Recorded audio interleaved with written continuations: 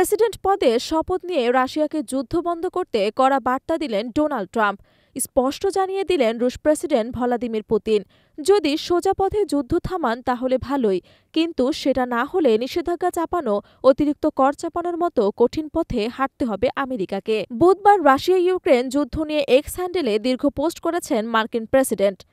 প্রথমে সাফ জানিয়ে দেন রাশিয়ার ক্ষতি করা মোটেই তার উদ্দেশ্য নয়।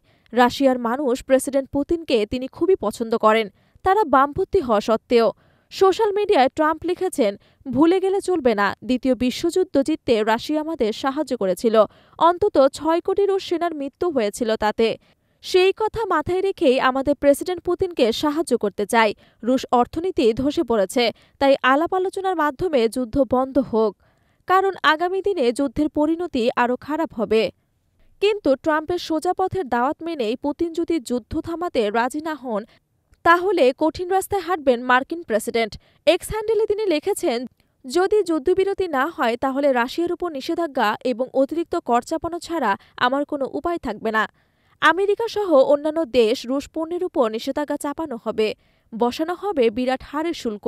ট্রাম্প মনে করিয়ে দিয়েছেন, তিনি মার্কিন প্রেসিডেন্ট থাকলে এই যুদ্ধ শুরুই হতো না, তাই সোজা পথে হোক বা কঠিনভাবে এই যুদ্ধ থামাতেই হবে। আগামী ফেব্রুয়ারি মাসেই ৩ বছর পূর্ণ হবে রাশিয়া ইউক্রেনের যুদ্ধ। হামলা পাল্টা হামলা, মৃত্যু মিছিল সবকিছুই অব্যাহত, এখনও মেনেনি সংঘাত থামানোর রফাসূত্র। এই লড়াইয়ের শুরু থেকে কিয়েভের পাশে রয়েছেন হোয়াইট হাউস। এর মাঝে নির্বাচিত আগে গত বছর ট্রাম্পকে বলতে শোনা যায়, ২৪ ঘণ্টায় রাশিয়া ইউক্রেন যুদ্ধ থামিয়ে দেব। শপথ নেওয়ার আগে পুতিনের সঙ্গে বৈঠকে বসার আগ্রহ প্রকাশ করেন ট্রাম্প।